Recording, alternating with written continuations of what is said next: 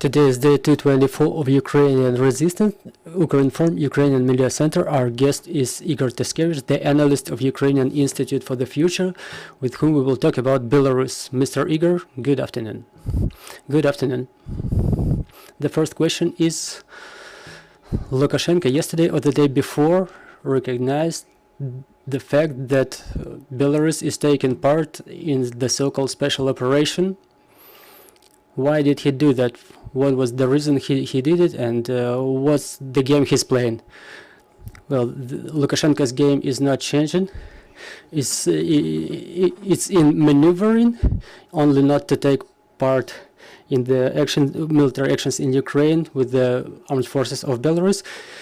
Well, he made one declaration yesterday, which was about the part of Belarus in the special operation, and the second was detalization that yes, Belarus feeds the people, provides medical services, and he didn't say Russian military, but he said the people, and also the citizens of Ukraine who currently stay within the territory of Belarus. So on one hand, it's the response to some Russian journalists or politicians about part of the Belarus, about their participation in the special operation, and on the other hand is the signal that he is still not ready for active participation or for more active actions from the military aggression vantage point.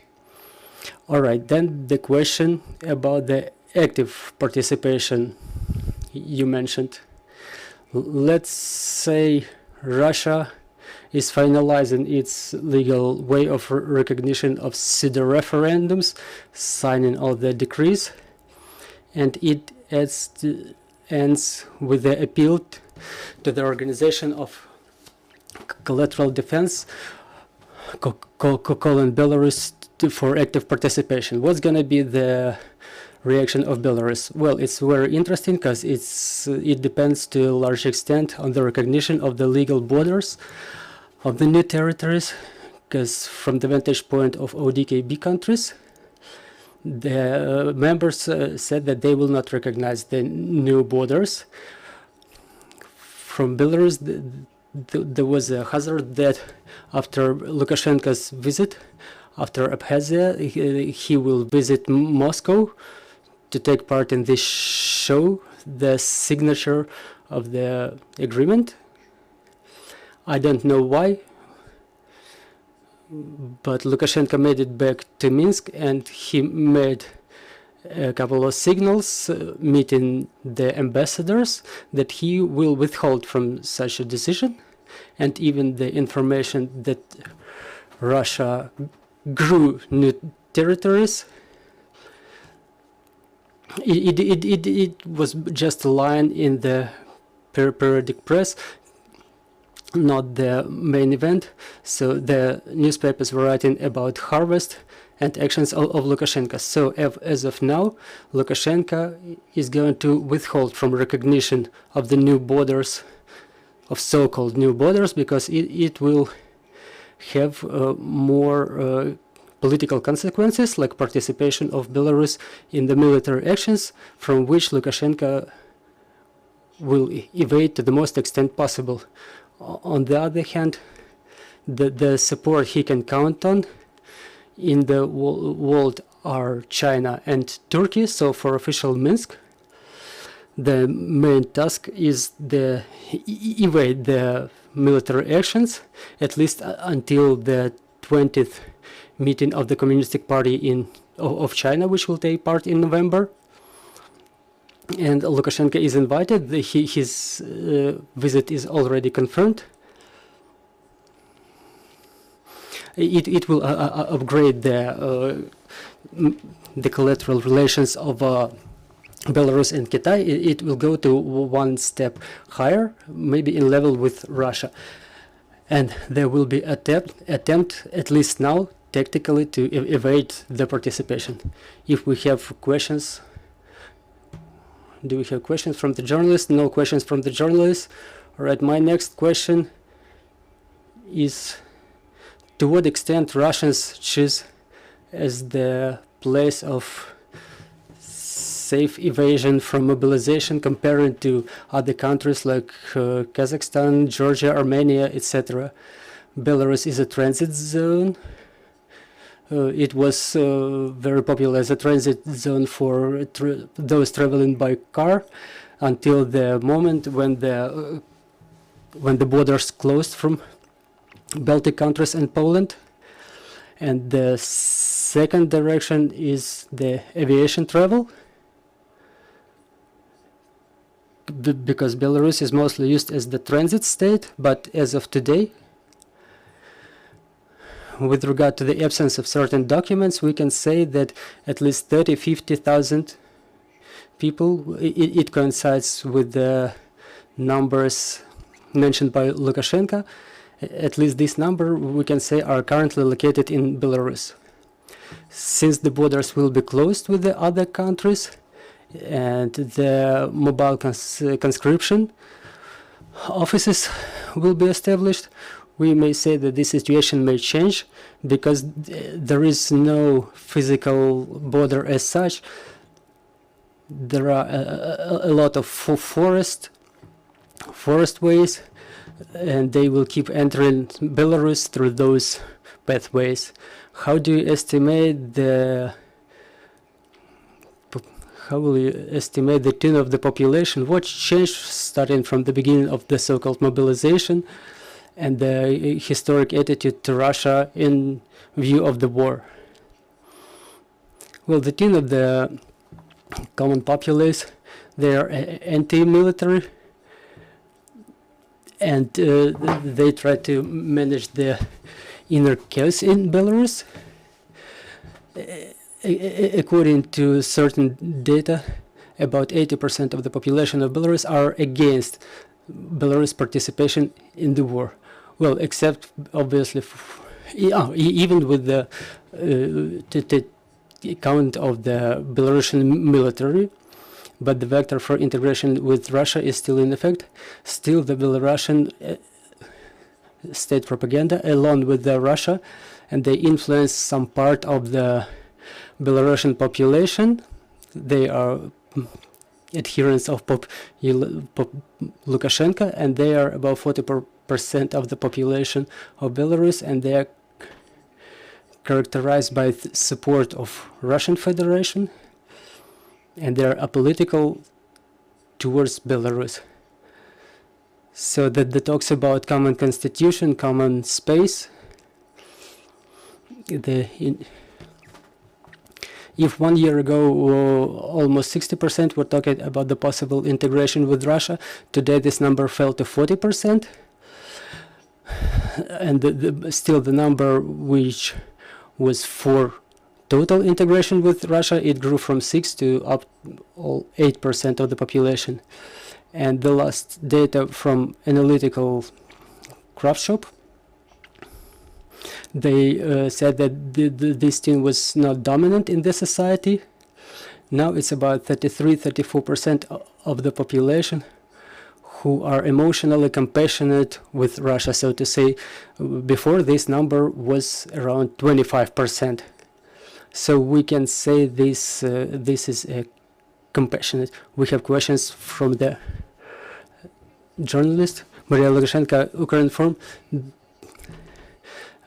Within the plan of Russian mobilization, the plan was to deploy about 100 or 120,000 Russian military. We understand which hazard it poses to Ukraine, but which dangers does it pose for Belarus, like maraudery, rapery?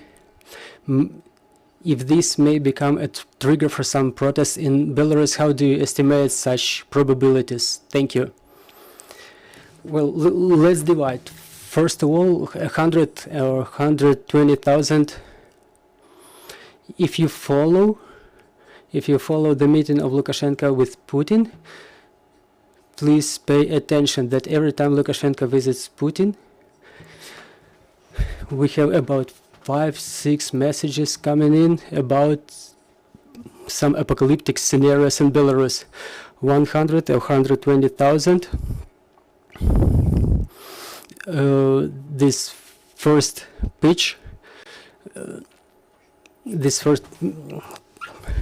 implied that there will be mass challenge of Ukrainian territory to the depth of maybe 500 kilometers. The semantics of this message that this was born not in mass media of Belarus, but Belarusian mass media repeated it, but 120,000 military. There is only theoretical possibility of deployment of this number. We have about 6 platforms for unloading that we already have knowledge of. There is an information operation about movement of Russian fixed-wing aircraft to Baranachy airfield in Belarus, but part of them, like 3 to 5, were moved back to Russia. So this was only information about the reinforcement of Russian troops in Belarus, but it's mostly a mobilization of material resources, which we don't have evidence still for deployment of this number of Russian military in Belarus. On the other hand, it's possible that a number of mobilized Russians will be deployed for training in Belarusian polygons, but it's not more than 20-25,000, because the logic of mobilization in Russia, they want to mobilize 500,000, but at the beginning of the aggression, the Russian army totaled to 1,100,000, that they have real huge problems with even quartering and billeting of Russian military. So in that case, Lukashenko is hardly to be pushed through with this issue. There is an option of trainings near the border with joint forces of Russians and Belarusian military, with mobilization of up to 6,000 reservists. And at the same time, this training will have certain reserves of the Ukrainian armed forces to be kept near the borders. If the joint training will coincide with the arrival of the first wave of mobilization to the south of Ukraine, obviously Russia will be interested to have a part of Ukrainian armed forces reserves pulled to other parts of the front. If we talk about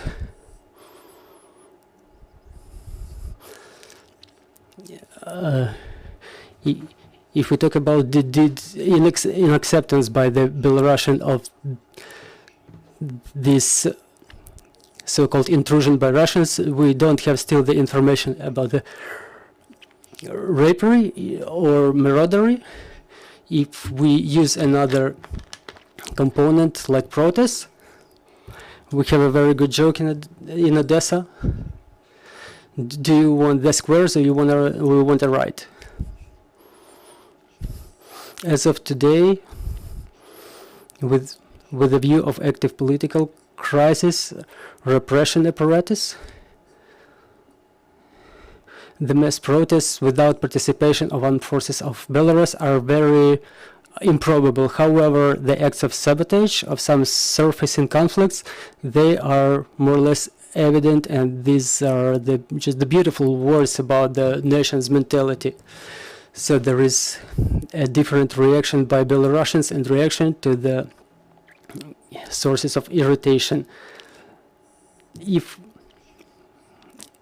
Belarus enters into deeper cooperation with Russia against Ukraine, there are options of sabotage, there are options of capsizing of regime. Mr. Ihar, getting back to the checkers right, the last question, can you tell us please, is there objective political opposition to Lukashenko in Belarus? Who can challenge the Belarus political system as of today? The sociology shows that Belarusian society is broken down into a couple of groups, one of which supports Lukashenko. It's 20 to 25%. There is a group of active adherents to the protests. It up to 25%. It includes Tikhanovska, Lagushka, and other oppositioners. Part of the society is neutral. They don't like either or. And this group is divided into a number of subgroups. For example, those who don't like Lukashenko but they like Putin, or those who don't like either. And another group is the municipal middle class. And none of the parts of this political process are currently can boast their cooperation with other groups. This adds to the weakness of Lukashenko, so he holds on just until the moment he holds on. But if you only have 20-25% of support, you cannot enter into cooperation with the other groups to change the situation. If there is anybody who can challenge the system, we rely on the fact that the opposition to Lukashenko, they don't propose any vision of Belarus of what it's supposed to look like in future. So that they don't have offers of any new laws that will work. And in this regard, they don't want to touch the system which keeps working in one way or another. So oppositioners who talk about the future of Belarus, they don't have solid offers to the society, and this is why the society is broken down in this group which resides, so to say, in their information bubble. And none of them can exceed the number of 30-35%, and no propaganda works for them. So if your propaganda doesn't work on a majority of people, your narratives are just not going to work.